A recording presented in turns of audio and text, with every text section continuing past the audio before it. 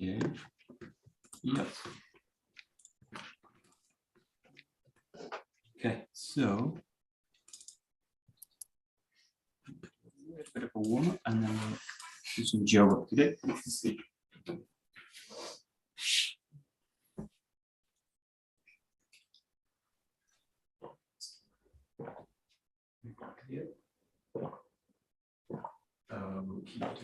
Great, great. Onegaishimasu. Onegaishimasu. Okay, we'll just loosen the body a little bit. Let the feet leave the ground.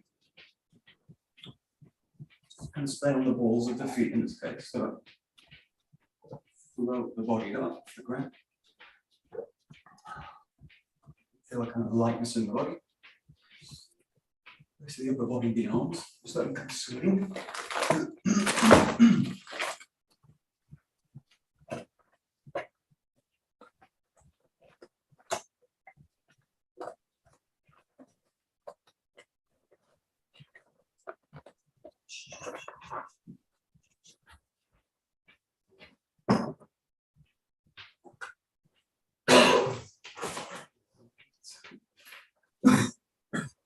Playing with that, bring to one side and the other.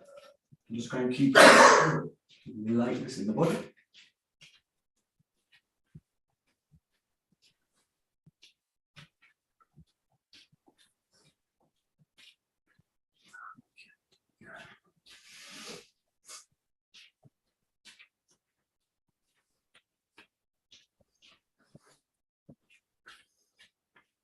And then just play with doing one to the side, one to the side, one to the side, and then one in the middle. 1, 2, 3, 1, 2, 3. And do one side and the other. Just play with it.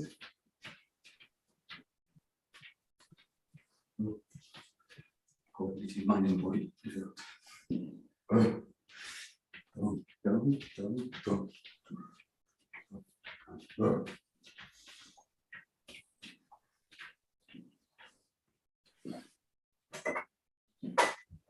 Okay, just coming back into the middle.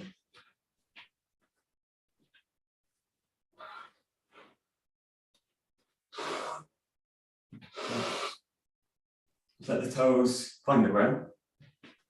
Just blow it lightly, bring the heels into contact. Just lightly. Let them touch and spring out.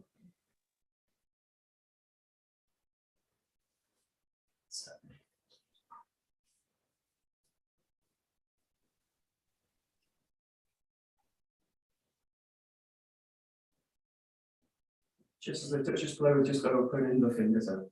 A very light movement, but just kind of pulse the hands over that.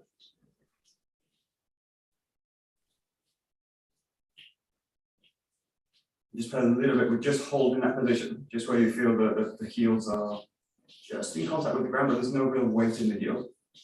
And the hands are kind of extended out and then release it. Just come back to kind of loose. Just play with finding it sinking the weight. Just touch the heel. Extend open the hands out. Squeeze that up.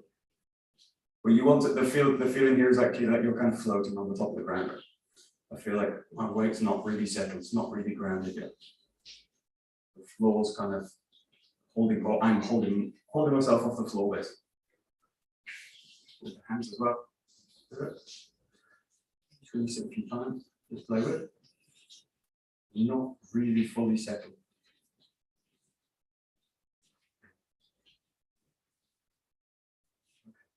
Now do the same, but allow the heel to receive the weight, right? And then you've got the opposite, so the toes are going to release towards the floor as well. So again, just kind of work into it. And just allow the heels to hit the ground and boom. Let the weight settle back there in the body. So just play, if you want to play with it, play with like the heels touching. Notice the weight stays kind of forward actually. And the arms want to start to do this. This takes a lot of tension. I'm trying to hold the body up. And then if I just kind of roll, let the heel receive the weight, knees drop towards the toes and stay open, and then the weight can kind of sit back, and the body can sit back. This will feel like, in a way, it feels like if I do it, it feels actually like I'm falling backwards, right? But if you think about it, what you're trying to do is get the body to be like standing on a vertical axis. And that balance is actually very precocious. No, what's the word, Adrian? The balance is very. It will feel precarious. Precarious. Not precocious. It will feel precarious. Right. It will feel like. If you look at like a Joe like this, if it's like truly balanced, it will. But it will feel kind of. Ooh. If it's there, it will go anywhere. It will go anywhere. But that will feel a little bit unbalanced actually. But it's actually your balance. It's where the balance is, right? So you just try and find or feel. Yeah, we'll do it next time. Because a lot of the time my normal position is actually forwards already. So I'm already hunched. The weight shifted. The weight's already in the ground. I'm clinging onto the ground. Right. So that feels normal. In a way, like actually finding the back and then the weight settle down into the heel, and the toes receive the weight. That feels generally like unbalanced. Feels like I'm falling backwards. Maybe I am falling backwards. That's the other part of it. But let's play with it here. So just subtly play now with this. We do the front and back with the Seikai. It's the same. It's the same movement. It's just a little bit more subtle. Just feel the weight with the toes down and the heels down, and just shifting the weight back and forwards, back and forwards, and just find the position where you feel like actually I'm actually comfortable, but I'm not rigid in a sense. So true balance will also feel like it's a little bit, it's a kind of strange feel. Feels like I can move anywhere, which is the whole point of true balance. Is actually so you can go anywhere with it. So just get a sense of it. Keep coming back, forward. Now, the main thing, if you think about true balance, would actually be like true rest. When standing, you can't actually truly rest because you're always going to be off. You're always going to be imbalanced in one sense. True rest would be like totally on the ground, flat, right? So in this case, notice as you do increase the balance away, or it might go into imbalance. Notice the tension in the body. Notice where it goes. In this case, here I feel the toes, the shins, starting to travel up into the front of the neck as I go, and just notice that kind of, and the tension will kind of rise generally. It will kind of come from the feet, maybe. And now the hips are starting to try and pull together to try and cling into the ground, to try and anchor my feet into the ground. And the front of my neck again goes, and the shoulders go away. So just notice as you do it, just play with it. Notice the body has to go into tension to kind of hold you up. If it doesn't, you splat forward. And this is where like drunk people fall over, or kids fall over. They don't have this. This response doesn't kick in, but we have a learned response, which is to tense up and prevent. Right? That kind of feeling. And just notice that it's not, none of that's necessary. If I actually find my balance, none of that tensioning is kind of necessary in your body, or excess tension, because you're always in tension. You're always in some kind of tension. You need it to resist the pull of gravity and all those kind of things. But you want to feel that actually I don't need an excess of tension, no excess tension. And it's just feeling that kind of stuff. Like, now, easy to feel when we do it like this, very difficult to feel when we're doing weapon work or we're doing like kata work, and oh, the body's like active. So just get a kind of feel for it here. And imbalance is very easy to feel, you know what it feels like. So difficult while I'm kind of doing activity, kind of get distracted with the other stuff. So we look a little bit balanced there. Okay. Do the same, just take it to an extreme where you feel like that. You've got the balance, and then take the balance up, and then just step and receive the weight. Right? You can go forward, you can go backwards, you can go sideways with it, but just so that you kind of receive the weight. You take the body your own way, you quickly tilt out the structure and just step with it. You can stay where you are, you can come back depending on your space and move around a little bit. So kind of a strange warm up, but just to get back into the body a little bit, get grounded in it, and maybe a little bit more balanced. So you can do this out of balance, you can do it in balance, or you can do somewhere in between. some kind of middle place where we always kind of are not quite balanced, you kind of got some kind of balance.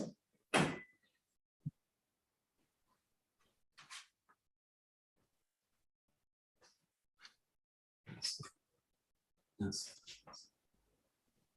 Cool.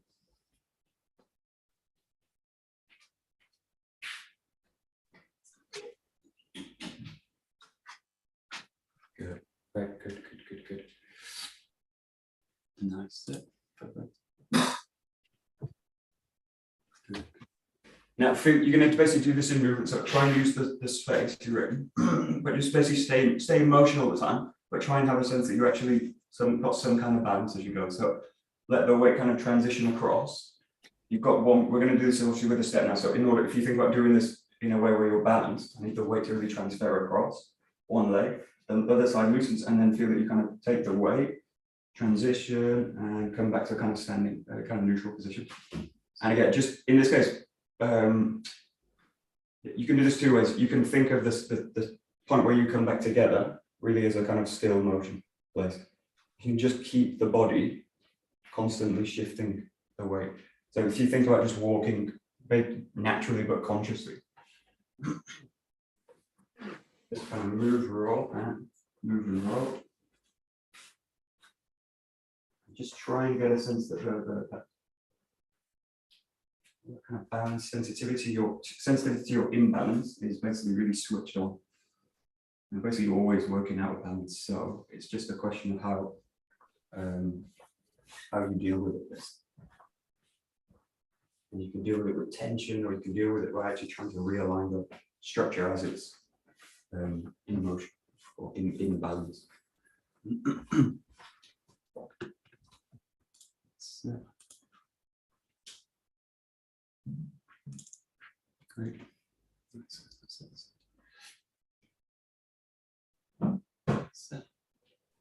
And mixing kind of forwards, backwards, sideways, kind of challenge the body a little bit. Backwards walking is really great for the body anyway.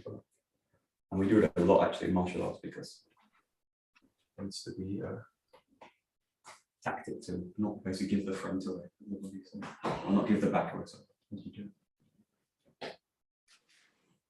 So, just keep, just in this case, just keep the arms kind of loose, hanging at the side. Swing with it as you go.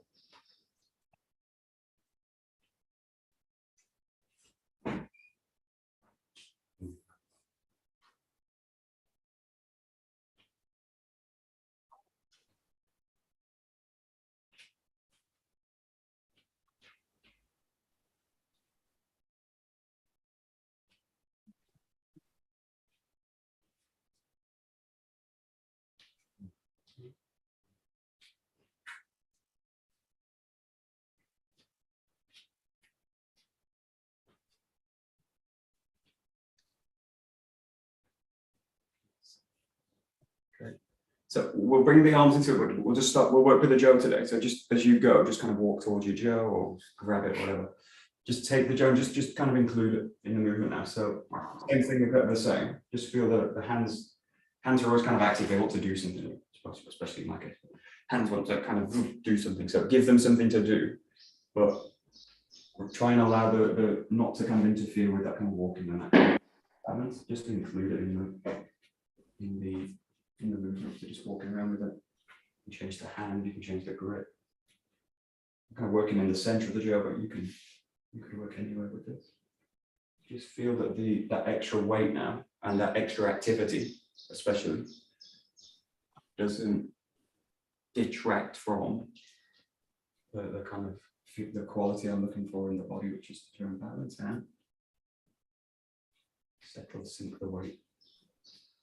Let the ground receive your movement basically.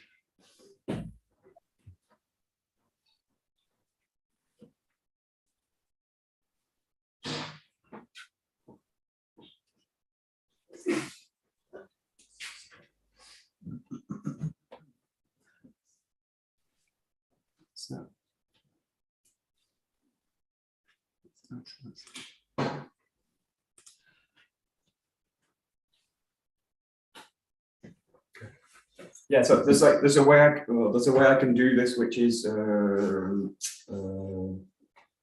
let's say in a way, if I do this in the dojo, I very rarely would do this in the dojo with people, especially for young kids. But if someone's distracted and bored and they're checking the clock all the time, you can do it in this way, right? So it's like I'm doing the exercise, but I'm not really doing the exercise in a sense. So the best thing I do with this is I just walk around with a knife in the dojo, and I walk near them, right? And I walk really with an idea like I'm going to threaten them, but I don't stab them or anything, but I don't go that far. Maybe one time I go that far. In this case, imagine there's someone actually in the room with a nut or a weapon or whatever, or someone's really angry and they're kind of in the room, or you're in a bar and there's someone that's like, what? Not so sure. Like you're going to walk. That's going to change the way I walk and the way I kind of move my body, right? So I'm going to be really careful where I step as I go. If I do this with young kids, I tell them that the floor's unsteady or the floor's got lava on it or blah, blah, blah. You need a story attached to it. But it's really easy for, in this case, I just imagine that there's someone in the room I don't really trust. Right, so I'm kind of walking the way, which is really kind of switched on, but also really aware of the space as well. So. And distraction is like a huge part of the training anyway. As soon as I get distracted, I need to kind of go. I need to really recognize that that's something I'm doing it, or I'm doing something extra that I don't need to do. So, which is like usually checking the time or something like that. Happens all the time in the dojo. Like take the clock down the dojo because check the time. Doesn't matter. Anyway. Now do that same thing with the Joe, just playing with kamae now. So again, that sounds like someone's in the room. Someone's there, and I'm just going to kind of meet with the kamae, and then just come out of it. You can play with all the kind of kamae with the Joe. We've got tons of kamaes for the Joe. It's really a nice weapon to play with. In different positions, but just kind of move in between. Just kind of move and walk again, and then just. And to come on. That's it.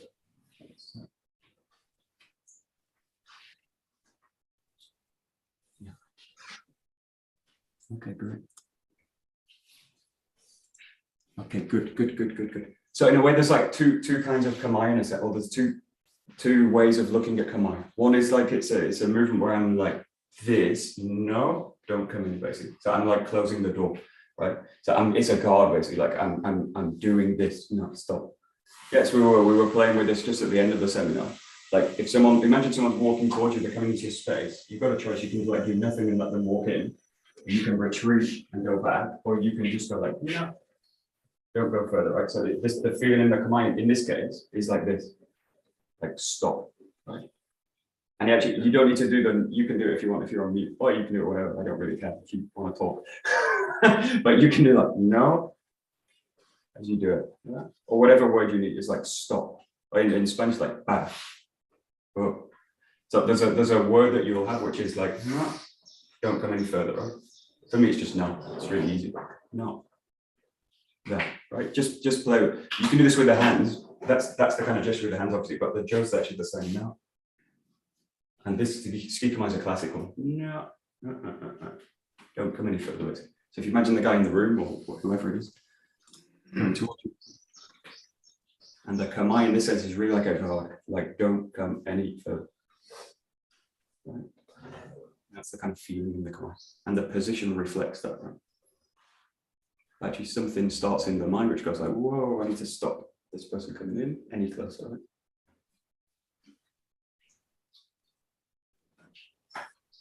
So.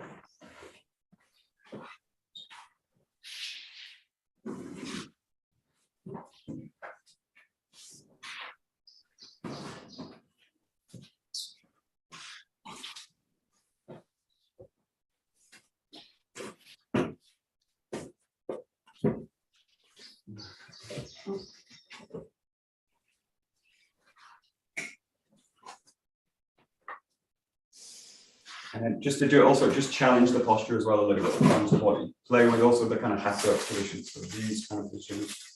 Play with the 𝗔𝗞𝗞𝗠𝗨𝗦𝗨 𝗔𝗜𝗞𝗜𝗗𝗢, which you can also do on the front side as well. Yeah. And just again, the focus is always going to be on balance, right? Finding the balance, finding the middle of the posture. That's the work we do in the solo training. But just add into it and feeling like the function of the kamae, which is really to, in this sense, hold the person off, right? You're going to use it as a kind of guarding position. And you're using it to protect the body, basically.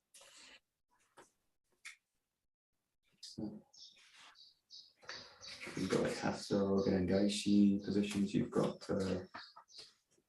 𝘥𝘢𝘪𝘭𝘪𝘏 positions. You also got like these positions with the 𝘱𝘰𝘀, like these we use sometimes with the 𝘱𝘰𝘀 work, like a kind of blocking position, but they're also really 𝘊𝘬𝑖.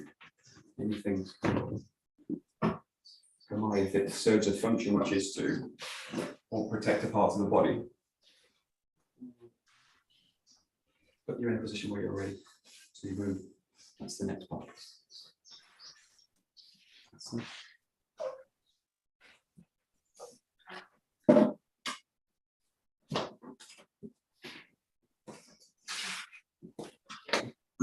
Great. Good. So there's a kind of article coming in the work being worked in the journal, which is about this Cooper color coding system, which is about awareness and how to. It's a coded system where you go from one level of awareness, which is like white, to yellow, which is a little bit more and more aware, orange, red, and it goes to black. Right?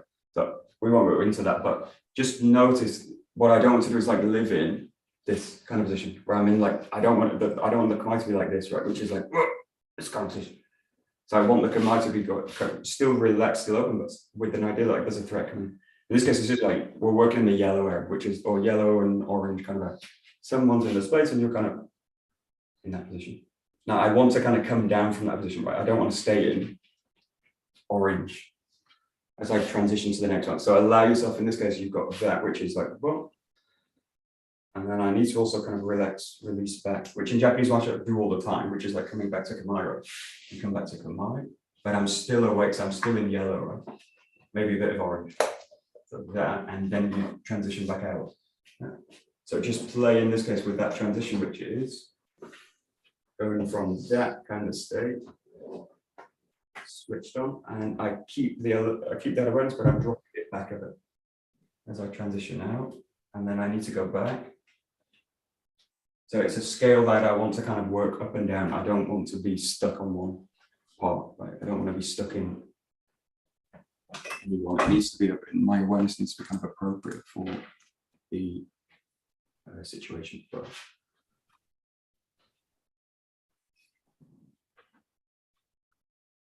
in this case, it's like, how do I release back with the 𝘊𝑬𝑖 actually?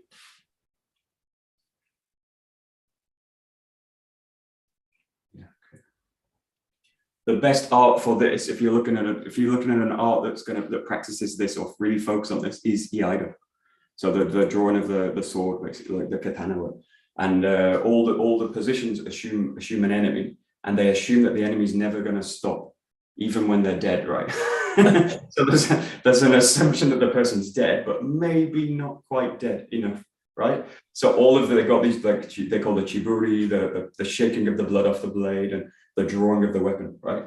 I only practiced a little bit of this, but the core of it you can see when you watch them is they're constantly practicing zanshin, right? They're constantly practicing this mental alertness of the person, right? And you basically assume, like in this case, we're not cutting anyone down, but imagine you cut someone down and they're at the ground, they're right underneath you. Now, if I do like fancy chiburi and the guy's just pulled his knife out and stabbed you in the leg, right? So the assumption always with the iaido is the guy's never really finished, which is why you see them really slowly drawing the blade back, because the assumption is I can draw the blade back out from the position, right?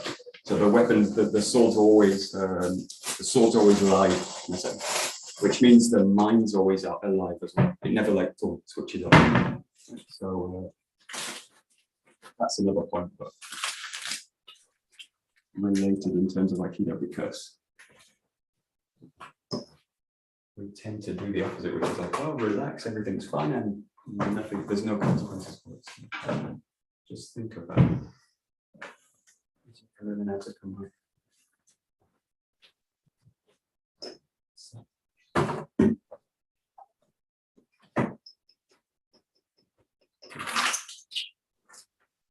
So yeah, great. So I'm just kind of simple at this.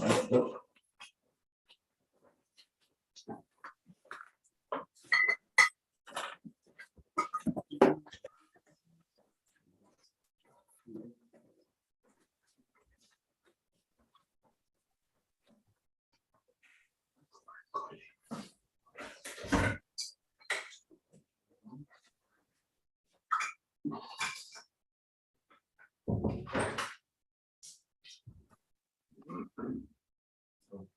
let's.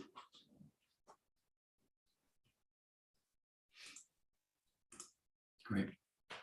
So we'll just make it a little bit more active. We'll look at. I want to look just a little bit like the 31 kata, but we'll look at a kind of kata work. So we'll start with the 31 and see where we go with it. But just start with this idea. Keep that same movement. We're just going to just do the first part of the kata. So just the very first movement. And keep that idea kind of walking. This is the kind of setup for it. And walk into it.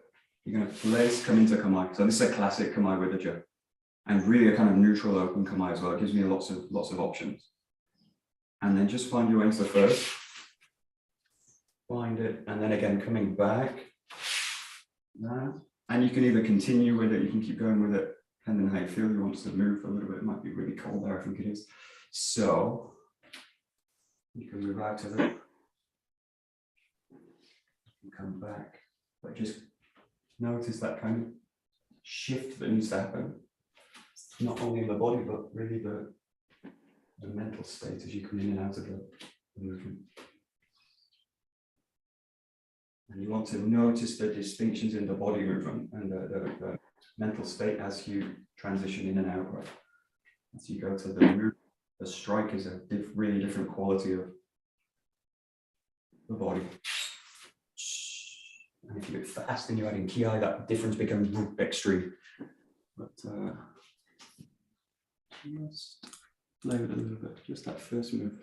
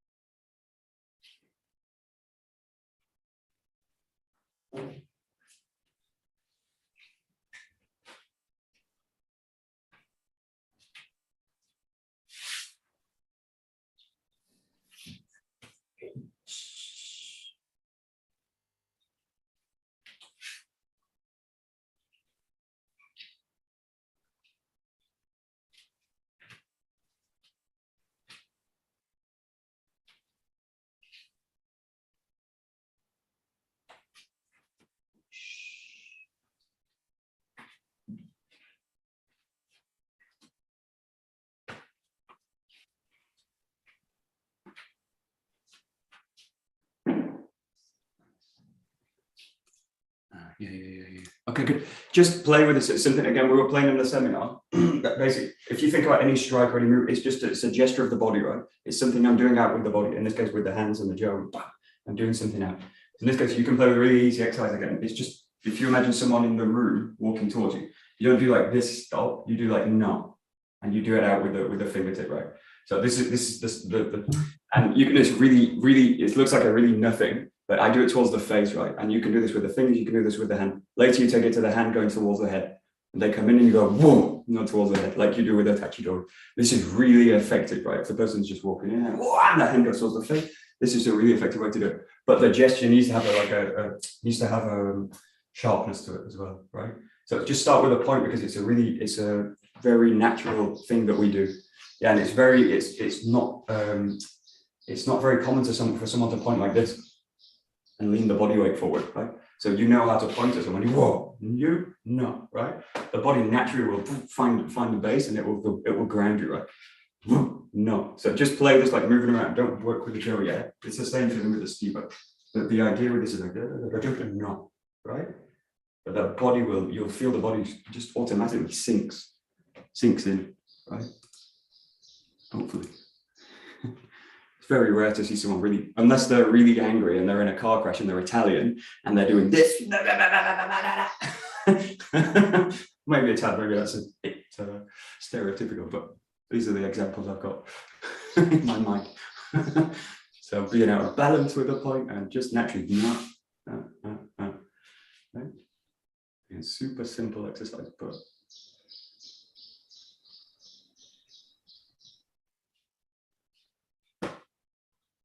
point's a really effective thing, but bam, no.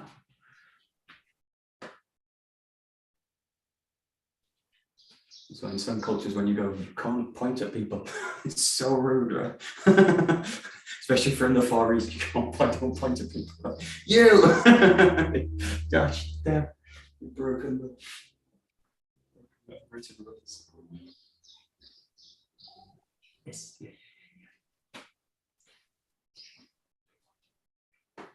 So the point's a good one because actually this doing like this in a way is like holding the person back, right? The point's like act.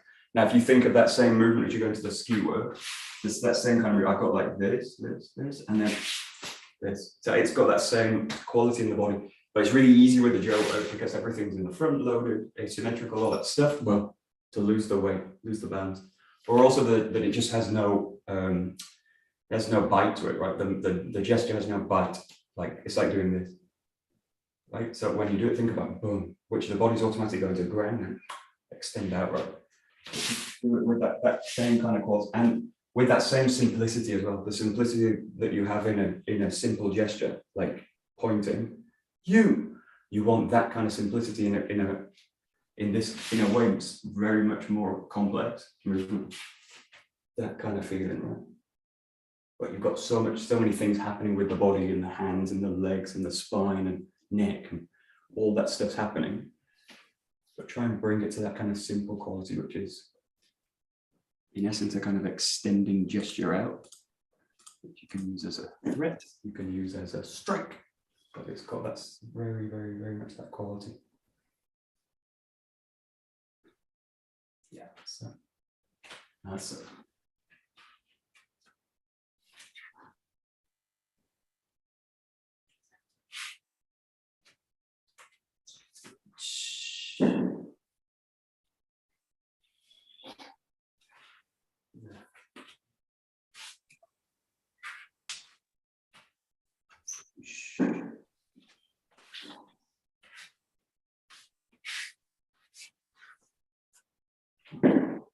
Now we'll do this again. This is just an exercise. Again, it's to focus on the kind of drawback of the body or the coming down of the body. But you're in that transition bit where you don't want to go like and then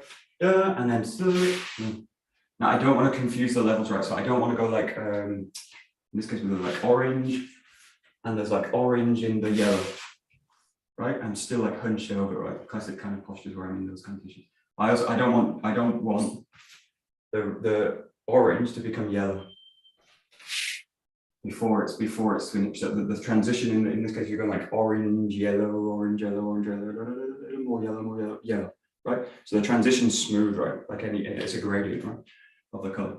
So to play with that, go like this as you go into it. As you come back out of it, play with. You should have the ability to go back in again, right? So you're going to kind of pull the body back, but you should have enough orange. In this case, to kind of take you back in. So my position should be able to take me back into another movement. We hardly ever do this in a way in Aikido. We do it later in the Kamijo when we're really under stress, but kata work doesn't generally deal with this idea. But that as you start to come back, now I'm out. I can't find that movement now. I'm out of balance. Right? So just notice whether it's possible to do or not. But basically means going a little bit slower. As you step up, should be able to pulse back in, right? And a big exercise, but that's yeah, so easy, right? It's tricky. So I've either got too much yellow or I've got too much orange in this kind of in this terminology, whatever that means. I need a real gradient.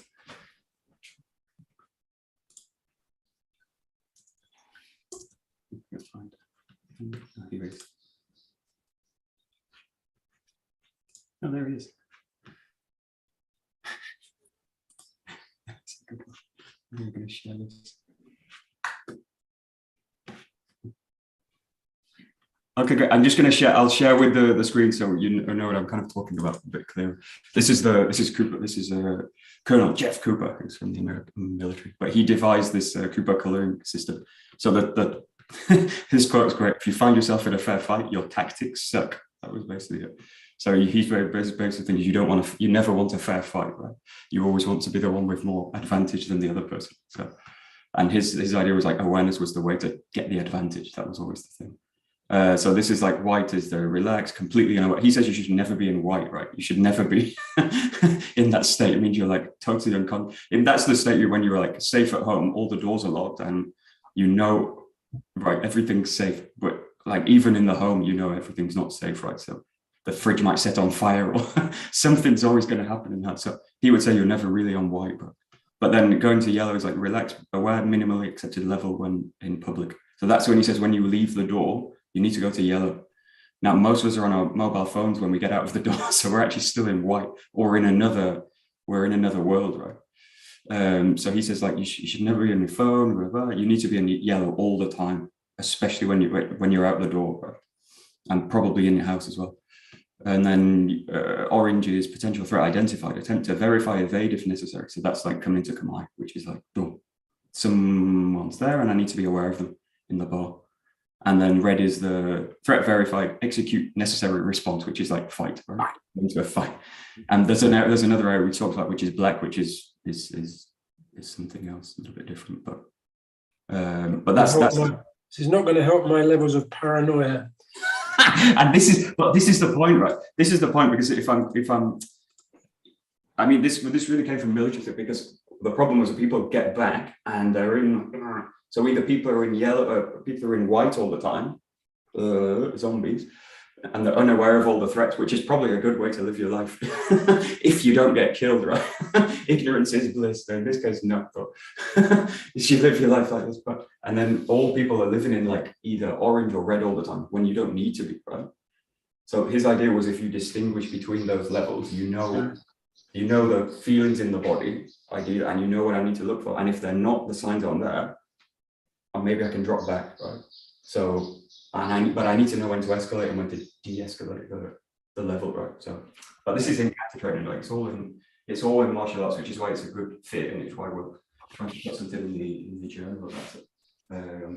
Okay, we'll go a little bit further. We'll look at just the movement of the first kumijo. So, oh, hello, who's that? Who's that? It's Serena. Okay. So we'll look at just the first movement of the kumijo. Okay, just take it to this, which is, we'll do it nice and slow. You've got that, coming out to the side of this, and staying switched on, coming back into that block. You're in the yokomen, and then you're in the second. Yokomen to the left, and then again, just hold that position and come back. And you can come back and jump, whatever, but just be really aware as you kind of go in and out of it. So now you're really cycling between, hopefully never in white, yellow into orange into red. That's the kumijo pattern, right? Kumijo is red, it's all red, right? And then you're coming back into orange, yellow. If you go back into yellow, which is coming back into the neutral position. Serena, good morning. Morning. So we are doing colors today. Looking at this is orange, tangerine, what is that? Orange, and so we're just looking at the first kumijo. So just play with the first kumijo, the defending side, which is coming here. 1, 2, block, yokomen, and yokomen. Pulling back.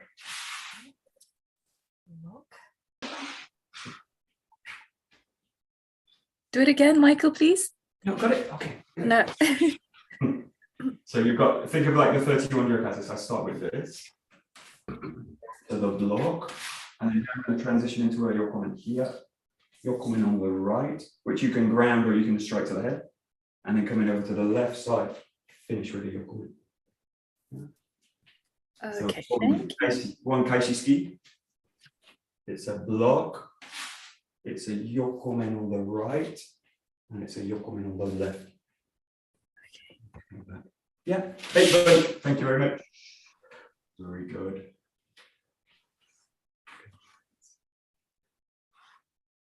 Okay. So just the first.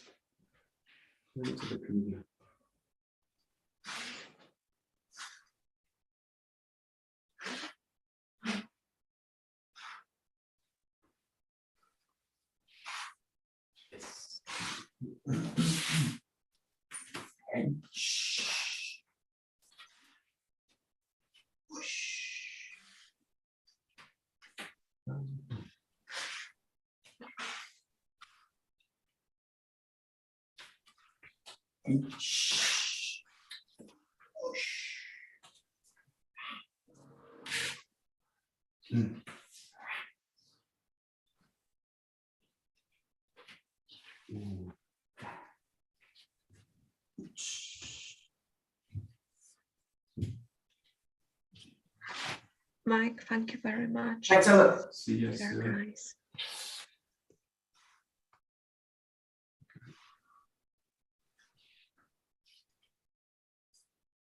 Nice.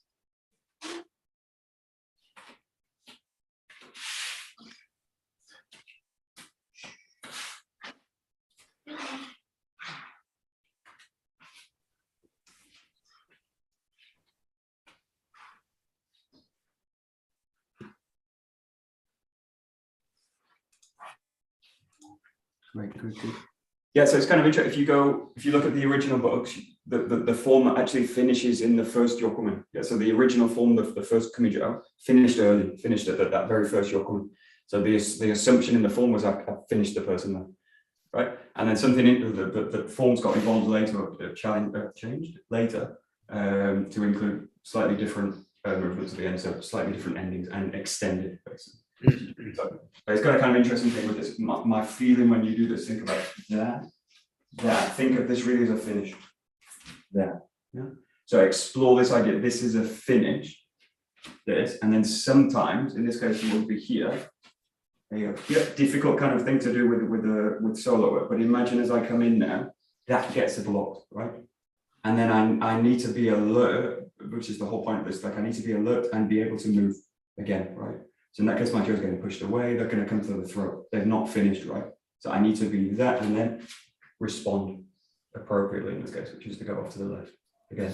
So just play with it, but play with the idea that I can finish on the first yokumen. I can actually finish on the first ski, which is another story, but you can finish on the first yokumen, bam, or you can feel that this gets stopped and I need to respond again. Now in the form that looks very rigid, but in a sense, if you take this like 𝘰𝘰𝘪𝑗𝑗 work, this transition into that last movement is very easy to see as like this encounter is not finished, it's extended. I need to be really alert and I need to be able to respond. So alertness or awareness is really just about being responsive.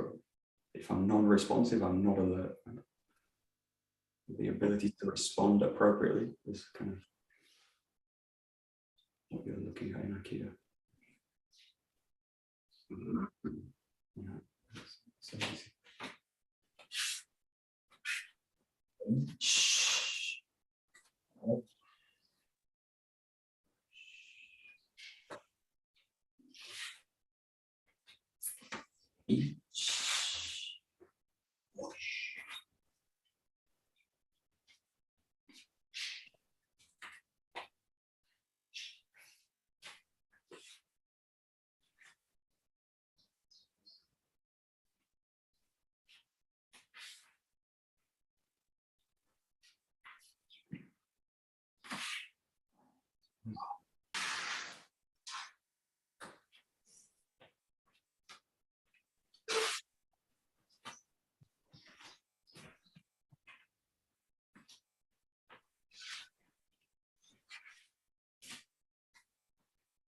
Okay, great. So I'm going to mix in kind of different ideas, but I like this form when it's nice to do. So think about the second kumijo and the attacking side. Okay, so it's a really nice form, especially for the hips and the lower body. A nice one to do. So in this case, you've got a ski high, which goes high. You've got this movement in where the spine kind of flexes over that, and the foot goes to the right side right there. And then here you're going to curl in and you strike below for the leg, and then you find a ski. This is a really nice form, especially for hip work and spine. You've got high ski. You've got to blend in this way, the spine flexes, and then the body curls in, strike low for the leg, and you've got a final ski, which goes to the center. And just come out of it. Yeah. So a little bit of mixing in forms, defending side of one and attacking side of the other, but just looking in terms of body movement in this case. That's it. Yeah, nice. Great. Okay. That's good. Oh.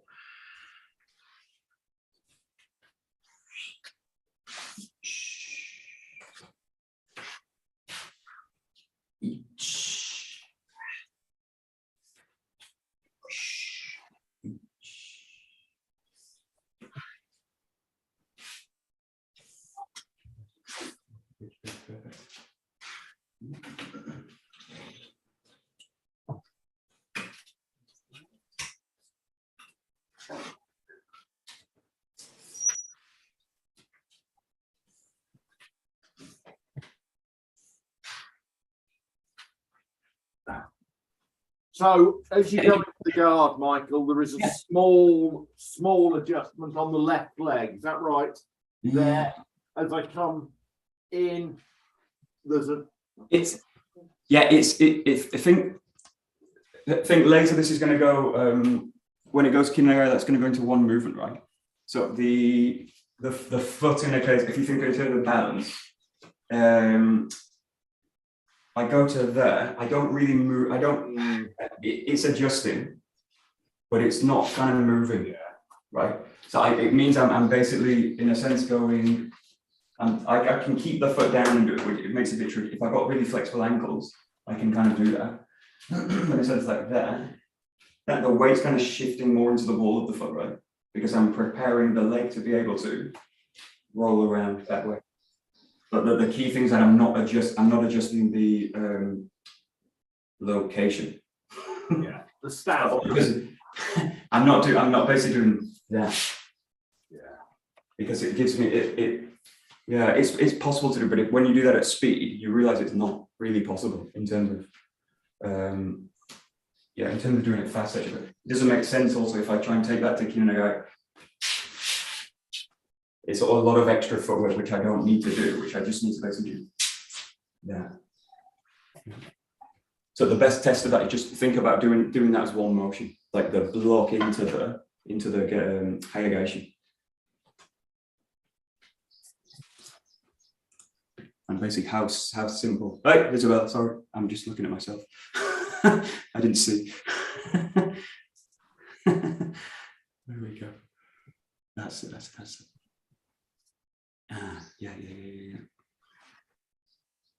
Yeah. So it's actually, we'll look a little bit at this. Just watch that transition into the block. So it's really easy to do two things. One of two things.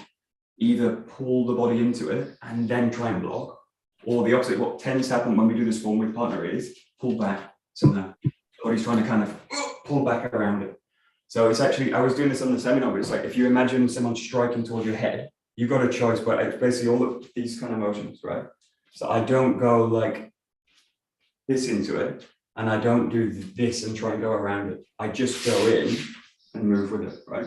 Which means that if someone's coming to the head, in this case, the elbow is going to protect me as the spine flexes, right? This, yeah. Think about boxing, it's like ducking and weaving, right? This is the problem with Aikido. A lot of the forms, we don't weave the head off the line. We try and maintain the center line and move the center line. Now, if you do this at speed, you will get hit, especially against the punch to the face. So I need the ability of the head to move with the spine. And this is a classic example in our system, which is the spine flexes and the head weaves off the line. It doesn't try and stay on the line. And I try and go around it. Now it's a classic, what would you say? It's like it's an error in an idea, which is that the spine and the head need to always stay vertical, and that everything I do, I can always maintain that verticality in the spine. But it's just can't happen that way, right? So if you get attacked by someone that really knows how to punch, I need to be moving. I need to be weaving the head, right? So I need the ability to be able to move the head in space. If I've got an idea, which is that the head's fixed to the spine, you will get hit every time, right? So you just need to go to a boxing class with someone that's trained for a couple of weeks and they'll teach you this. And you get hit a lot of times and you learn very quickly. I need to weave the line with the head, basically. But this is a classic example actually within the system which teaches us to do it. Yes. This kind of motion.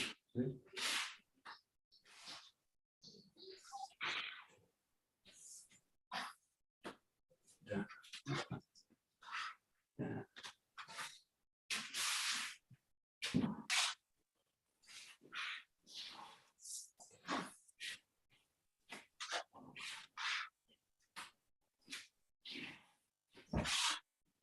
Yeah. So a little bit off track. Just focus on the last two movements of those, the kumijō, which is that left strike, left yokomen. And in this case, not the last movement, the second movement of the second, which is that low kenangaishi, low hayagashi. So they both involve this use of the elbow and the kind of flexion of the spine. The same idea with like with the strike on the last strike of the first one. If the head and the spine really don't flex, I end up trying to do something like that. And I try and go around it. So in this case, it's a smaller movement than number 2 and the second one we're doing, but it's still got the idea that I'm kind of coming into this position, right? So the spine and the head and the elbow, they protect everything, right? So they protect this as you go around this position, and then the hip kicks in and you go to that position, right? So the idea with this is protecting the head, obviously, and also protecting the elbow. I don't want the elbow to stick out. I need the elbow to be functioning to actually protect the body, right? As it comes around that way. So if you just think of this as really in a simplistic way, someone's coming towards the head, you need to divert off the line, protect the core, protect the head. And that means a little bit of weaving, which is more subtle in the first one than the second, but it's still there. Yes. Yeah. That's it. And if you play with number 1, just play with number 2 as well. It's the same idea. This elbow is kind of rolling, protecting the head. This, and then I come around and I strike. Now I'm using that in a slightly different way because I'm going into an attack rather than leaving the line. I'm actually, I'm still leaving the line in this case, but I'm going into the attack basically and blocking. So one of them, in a sense, is a defensive movement, and the other one is an aggressive entry. In a sense, like an omote and an ura. The first one's an ura kind of form. I'm kind of avoiding or I'm rotating and striking. The second one, I'm going actually across the front and striking it, more aggressive. Yes, that's it. So.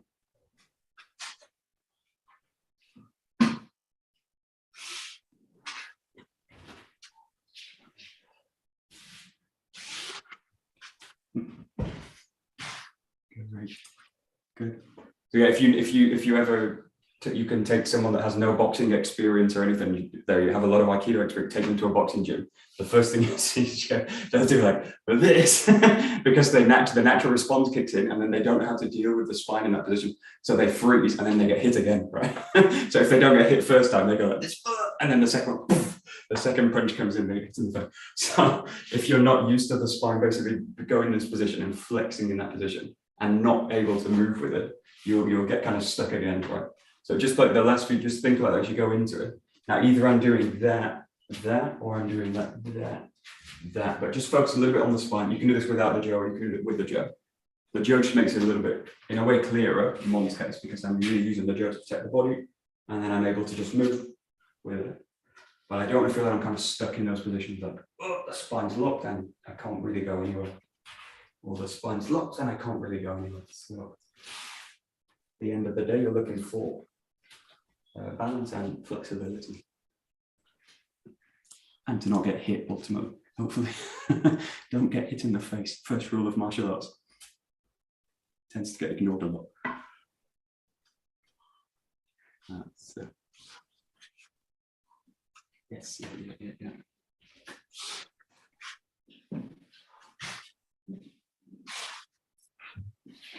Okay, good.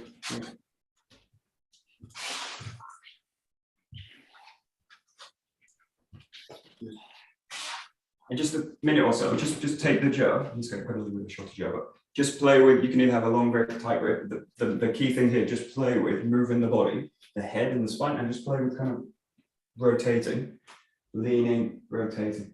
So I want to keep the sense that my core, my center is really flexible, and I'm able to roll and move. Now, if you look at any kind of technique that we're looking at, we're constantly rolling through those positions.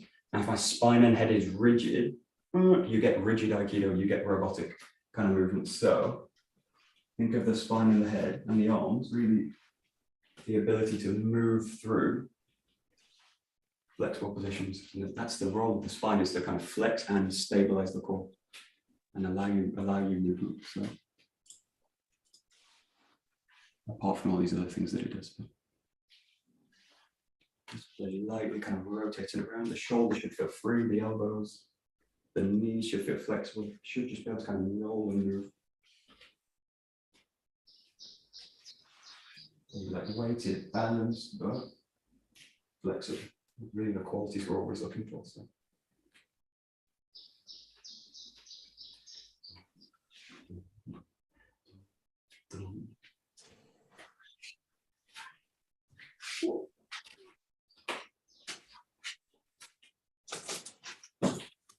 Right.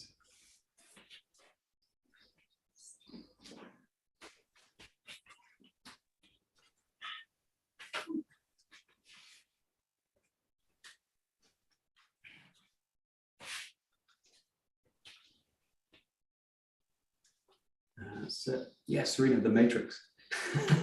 So the classic example that the Matrix, right? Everyone who knows the Matrix, yeah. The back bend into from the bullets. This is that, right? That's the if I have an image in my mind of the quality that I want, that. Like, and the Matrix, like, you're breaking all the rules. Nobody can do that in real life, right? You can't bend back and avoid all these bullets and then come back up and kick everyone's ass at the end, right? But this is the level of flexibility you want, right? That's the, and the freedom as well. So that's the Matrix: freedom and flexibility within a system. This is the point, right? So we'll bow out, but anyway, that's the image. Rewatch the Matrix if you want to. Good afternoon, evening. Very good. Okay, great. Domo arigato gozaimasu. Domo arigato. Oh, Thank you. Thank you.